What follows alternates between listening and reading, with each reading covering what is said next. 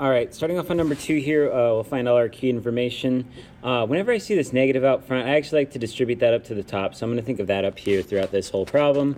All right, so we have, let's find our vertical asymptote. So that is the denominator set equal to 0. So x equals -2. So I can draw that in.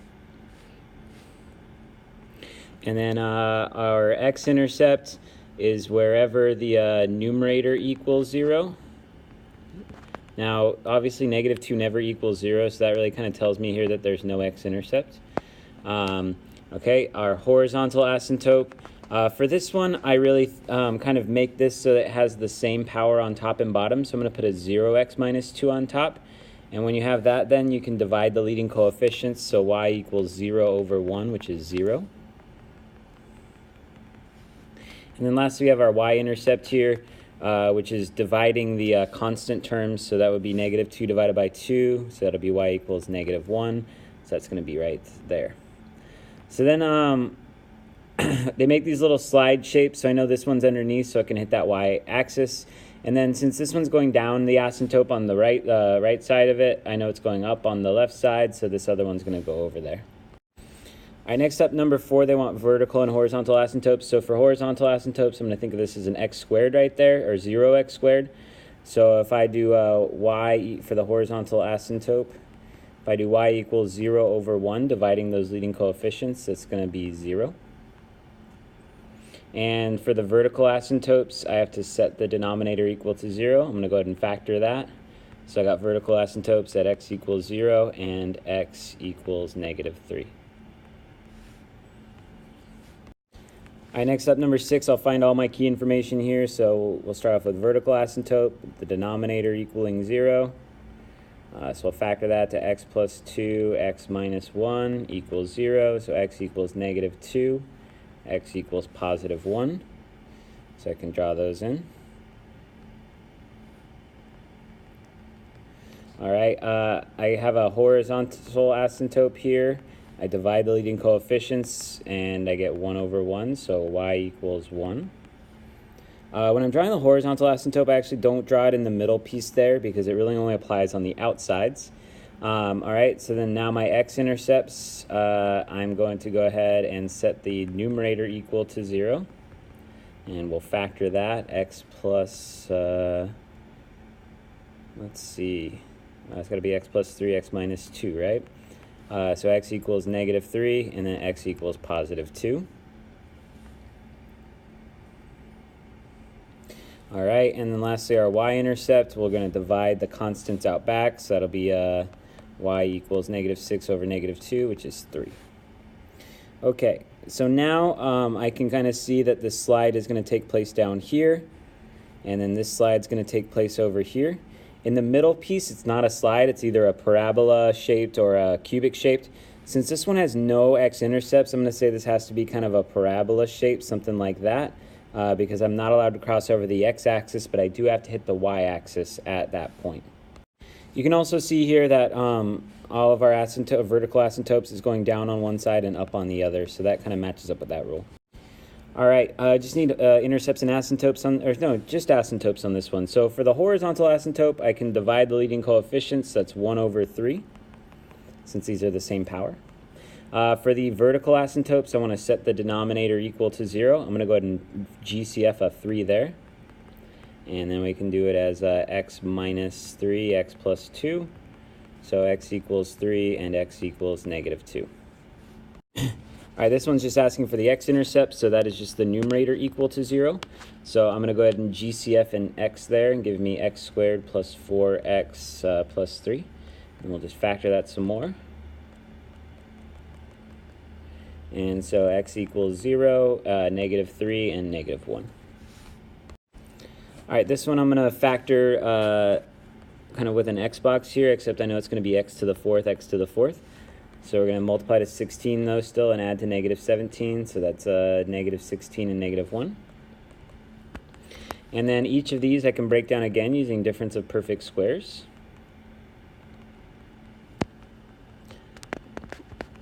And then each one of these I can actually break down using either the sum or the difference of perfect squares. So this one's going to be x plus 2, x minus 2. And then this one, since it's plus, will be x plus 2i and x minus 2i for the imaginary factoring. So you can see that the minus and the plus are really the same thing, except the plus has the i's involved. So this one will be x plus 1, x minus 1. This one will be x plus 1i. I'm just going to write that as I, and then x minus I. So then our zeros would be plus or minus 2, plus or minus 2i, which is different, plus or minus 1, and plus or minus I. So that does give us 8 answers there, 4 plus and minuses. Next up here, number 14, I see this is perfect cubes, so I'm going to factor it using our SOAP pattern. So this is going to be 2x and 5, and then this is going to be, I multiply the first thing by itself, so 4x squared, and then I multiply these two together. That gives me 10x, and then I multiply the second thing times itself, so that's 25. And then for our signs, we do same, opposite, always positive. Now I know that this one tells me that x equals 5 over 2. But this one is unfactorable, so I really need to use the quadratic formula now. It's going to give me complex answers, but it did ask me in this section for complex answers. So 100 minus 4 times 25, all over 2 times 4. So that's going to be negative 10 plus or minus the square root of, let's see, this would be 400, so this would be negative 300 over 8. I know radical 300 is 103, which is 10 and 10. So I'm going to say negative 10 plus or minus 10i rad 3 over 8. And then we can just reduce that by 2, so negative 5 plus or minus 5i rad 3 all over 4. All right, next up here, it looks like we got 4 terms. I'm going to use grouping. Oh, I do see a GCF here. I'll actually take care of the GCF later. Let me do the grouping first. So I'm going to take out 2x to the third here, which gives me 2x plus 5. We'll take out a 1 there. Actually, we'll take out an x, which will leave me with 2x plus 5. So then I get a 2x to the third plus x times 2x plus 5. And then I see I can GCF that x now. You could have GCF'd that at the beginning, and then you should be at the same spot now.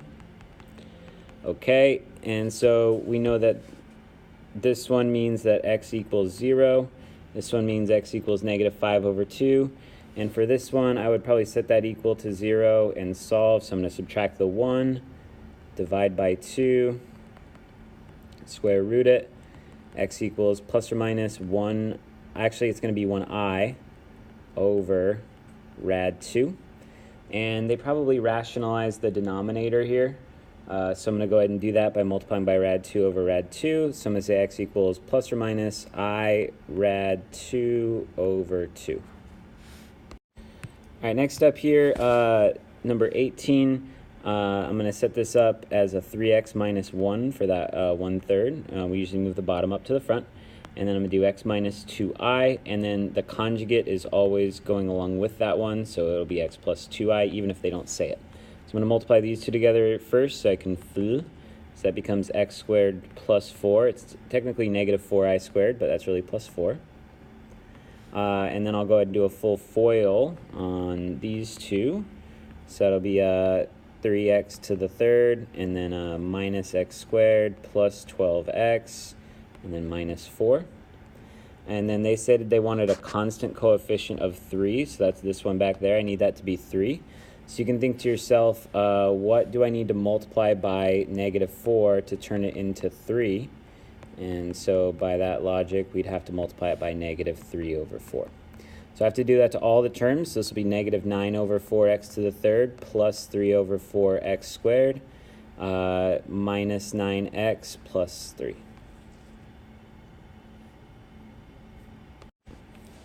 All right, next up here, we're going to do 2x plus 1 for that fraction.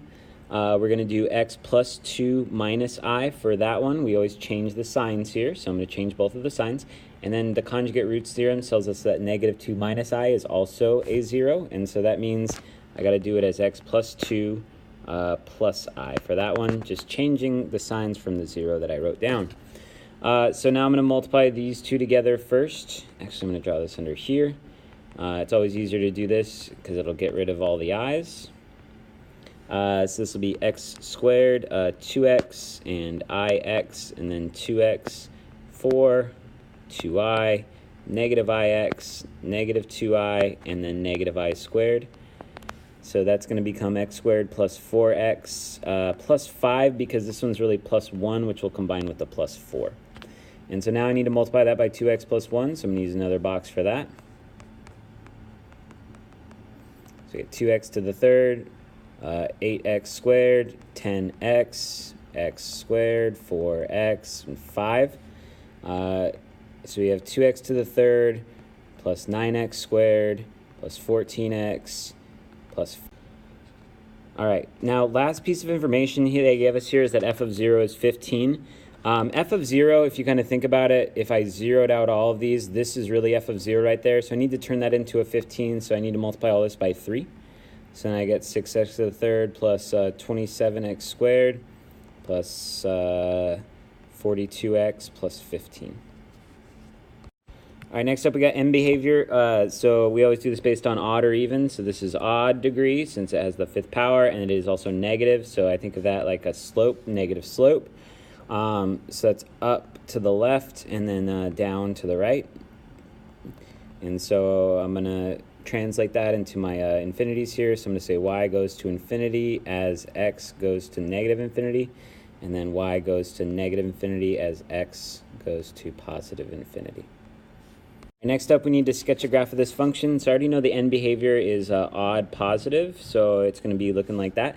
Do need to find the zeros, though. This is not factorable because the powers don't match up here with the first one is double. So I'm going to have to use p over q, so I'll do plus or minus 1, plus or minus 2, plus or minus 4 over plus or minus 1. And try my trick of just plugging in 1 here. So 1 minus 3 plus 4, that does not equal 0. I think negative 1 works. Let me just double check here on negative 1. I have a missing power, but it's the linear power. So then I get 1, negative 4, 4, negative 4. Nope, that'll be a positive 4 right there.